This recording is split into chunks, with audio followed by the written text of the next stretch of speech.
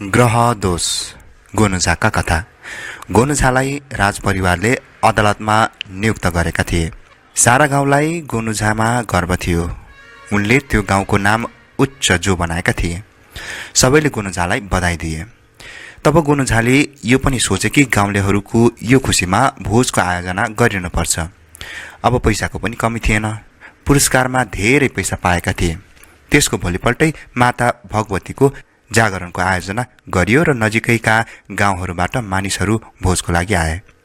गोनुझा सबैलाई स्वागत गर्दै थिए। उनको घरमा धेरै गतिविधि चलिरहेको थियो। चहलपहल ज्यादै थियो। साँझ ढल्किसकेको थियो। गाउँ बाहिरबाट आएका आफन्तहरू धेरै थिए। रात छिप्पिन लागिसकेको थियो।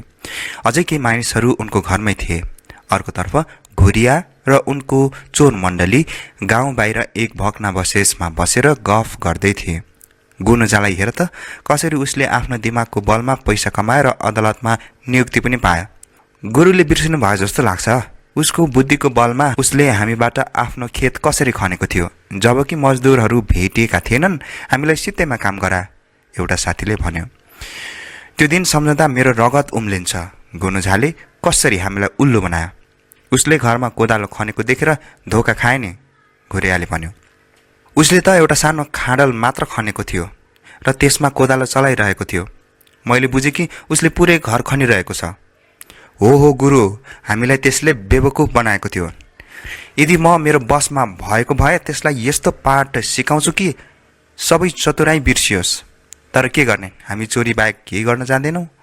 अब त्यसो भए उनको घरमा धेरै सामान छ, चोर्नुपर्छ, एक चोर साथीले भन्यो। त आजै सारा गाउँमा भोज खाएर मस्तले आफ्नो घरमा सुत्न जान्छन्, यही हो मौका, अर्कोले थप्यो। गुरु, यही हो मौका। आज उनी दिनभर काममा व्यस्त थिए र असाध्यै थकित भएको हुनुपर्छ। पति र पत्नी दुवै निन्द्राको कारणले थकित हुनेछन्। हामी राम्रो काम गर्न सक्छौँ, घुरियाले भने। अब जाउँ चोर्न। गोनुझा सुतेको छ कि छैन हेरौँ। ए भाइहरू, अर्का साथीले भने। तर याद गर, हामी एक बुद्धिमान मानिसको घर छोड्न जाँदैछौँ। त्यो मानिसले सुईको पनि पाउन हुँदैन, नत्र चौपट हुनेछ। उसले सपनामा पनि सोचेको हुन्न आज चोरी हुँदैछ भनेर। ऊ थाकेर निदाएको हुनुपर्छ। अन्ततः सबैजना त्यहाँबाट गोनुझाको घरतिर गए। जब उनीहरू गाउँभित्र पसे, पुरै गाउँ सुतिरहेको थियो। तर गोनुझाको घरमा लालटिन अझै बलिरहेको थियो। गोनुझा अझै जागा छ जस्तो लाग्छ, घुरियाले चिन्तित स्वरमा भने। केही बेरपछि सुतिहाल्छ नि, अर्कोले भन्यो। त्यसो भए हामी लुकौँ, यदि कसैले देख्यो भने मार्छन्। उनीहरू गोनुझाको फुलबारीमा लुके। त्यहाँबाट उनको घरको आवाज सुन्न सकिन्थ्यो। सबैजना त्यो फुलको आडमा लुके। त्यहाँ फुलको बाक्लो झारी थियो।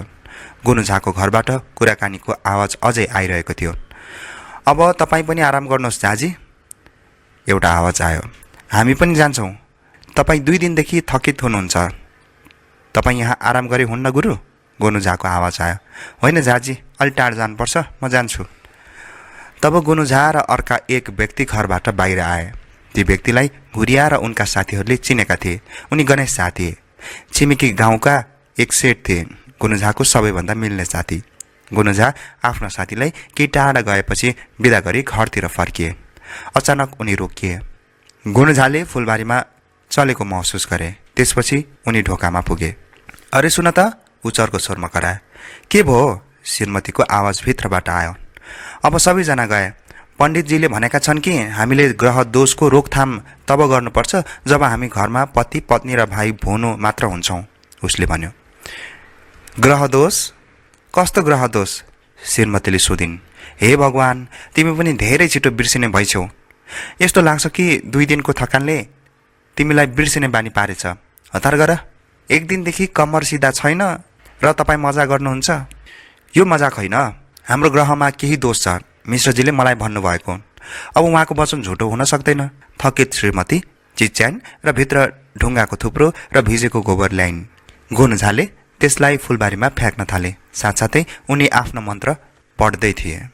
चाँद चाँदनी चन्द्र चकोर, लौखा यो मक्खन चोर। उसले अन्तिम शब्द चोरलाई धेरै चर्को आवाजमा भन्यो। अर्कोतर्फ घुरिया र उसको चोर समूह समस्यामा परेका थिए। उनीहरू गोबर र ढुङ्गाको शिकार बनिरहेका थिए। उनीहरू आफ्नो पछाडि घुँडाका बलमा बसेर कठिन साथ चुपचाप बसिरहेका थिए। शरीरभरि ढुङ्गा र गोबरले गर्दा खुब दुखिरहेको र चिलाइरहेको थियो। अब भयो, पण्डितनीले भने। किन, भर्खर 50 त भएको छैन? जाऊ, ढुङ्गा अझै लिएर आऊ, कठोरसँग उसले भन्यो। केही त दया गर्नुहोस्, मेरो पुरै शरीर दुखिरहेको छ। यस्तो लाग्छ कि चक्करले म ढल्नेछु। अब मलाई सुत्न दिनुहोस्। सुत्न दिउँ? तिम्रो दिमाग त छ? घरमा ग्रहको दोष छ, तिमीलाई भने सुत्नकै हतार छ। कस्तो दोष? सबैतिर शान्ति नै त छ। तिमी गोबर ल्याउँछौ कि ल्याउँदैनौ? ल्याउँदिन, शरीर थकानले दुखिरहेछ। मलाई मात्र थाहा छ म कसरी उभिएको छु भनेर। हेर, मेरो दिमाग खराब नगर। यदि म रिसाएँ भने मेरो हात उठ्छ। यो दुवैको लागि राम्रो हुने छैन। गोनुझाले रिसाएर भने। हात उठाउने रे? ल उठाएर त हेर, त्यसपछि के हुनेछ हेर्नुहोस्। तपाईँको बुद्धि कसरी बिग्रिएछ? राजदरबारबाट के एउटा पद पाउनु भएको थियो? तपाईँ पागल हुनुभएछ। मलाई पागल भनिस्? तँलाई? तब गोनुझा र उनकी श्रीमती बीच ठुलै झगडा पर्यो। हल्ला खल्ला मचियो। ठुलो आवाजले सारा गाउँ बिउजियो। मानिसहरू उनको घरतिर दौडिएर आए। झाजी, के भयो? यति राति के को लडाइँ ह? झाजीको दिमाग बिग्रियो। श्रीमती कराउँदै थिइन्। भाइहरू, यो बिल्कुल उनको गल्ती हो, गोनुझाले भने। मेरो? हे राम, कसरी झुट बोल्न सक्नु भएको होला? सुन्नुहोस् भाइहरू, गोनुझाले भने, म ग्रहदोषको लागि पण्डितजीको निर्देशन अनुसार चन्द्रमातिर 108 पटक गोबर फ्याँक्दै थिएँ। उनले गोबर ल्याइरहेकी थिइन्। अहिलेसम्म 50 पटक पनि ल्याएकी छैनन्। म थाकेँ भन्छन्। यी बिचारी 108वटा ढुङ्गा ल्याउन मात्रै गाह्रो हुन्छ भने ढुङ्गा र गोबर खाँदै पनि चुपचाप फुलबारीमा बस्ने मेरा भाइहरूको के दशा होला? घुरियाएर उनका साथीहरू स्तब्ध भए। यदि मैले झुट बोलेको हो भने फुलबारीमा बसेका मानिसहरूलाई सोध्नुहोस्, बिचारा कति पीडित छन्। घुरिया र साथीहरू भाग्न खोजेका थिए, तर गाउँलेहरूले पक्रे र उनीहरूलाई धेरै कुटे। भोलिपल्ट उनीहरूलाई पुलिसको जिम्मा लगाइयो। पण्डितनीलाई थाहा भयो कि उनको पति कुनै कारण बिना कुनै कार्य गर्दैनन्। तब उनी सबै रिस बिर्सेर आफ्नो पतिमा गर्व गर्न थालिन्। कथा ग्रहदोष। गोनुझाका कथाहरू प्लेलिस्टको आजको कथा तपाईँलाई कस्तो लाग्यो? कृपया प्रतिक्रिया दिनुहोला। हामी गोनुझाका अनेकौं कथाहरू फेरि लिएर आउने नै छौँ। तपाईँको राम्रो नराम्रो प्रतिक्रियाको आशा गर्दछु। तबसम्मका लागि म कथावाचक जमिन राईलाई बिदा दिनुहोस्। नमस्कार।